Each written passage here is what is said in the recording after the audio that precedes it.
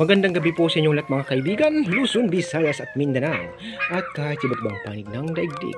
Welcome back to my channel, Katutubo TV Vlog. So nandito na naman po tayo mga kaibigan sa ating kulungan dito sa baba, sa ating lumang building ng aking amo. Ayan. So tayo po mga kaibigan ay magpapatukan ng ating sisiw dito sa kulungan.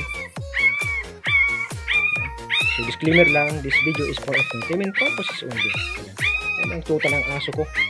Ngaw-ngaw na po ng ngaw mga kaibigan. So itataas ko pa yung kanyang kublihan. Yan. So papatukay na po natin mga kaibigan ating sisiw. Talagang wala nang patuka mga kaibigan ang ating patukaan mga kaibigan. Ang ating mga sisiw mga kaibigan, yung dalawa sa ating mga sisiw. Ayan. So time out muna po tayo mga kaibigan, bibigyan lang po natin sila ng patuka. So ayan po mga kaibigan, tapos na po natin mabigyan ng patuka at ng tubig ang ating mga alagang chikiting or sisiw.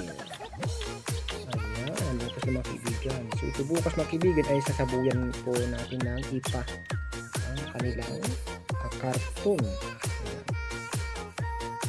Madami na po ang kanilang ipot mga kaibigan para pag sila ay umipot ng basa ay dumikit sa ipa at hindi po magkalat. Ayan. So ayan lang po mga kaibigan ang aking update sa aking alagang sisiw na 2 piraso dito sa aking kulungan sa galing sa ating papisaan. So salamat po ng marami sa inyong lahat mga kaibigan sa inyong sawang panonood ng aking mga video.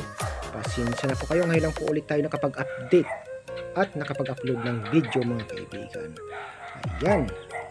So hanggang dito na lang po mga kaibigan. Magandang gabi po sa inyong lahat. God bless us all. Bye-bye you.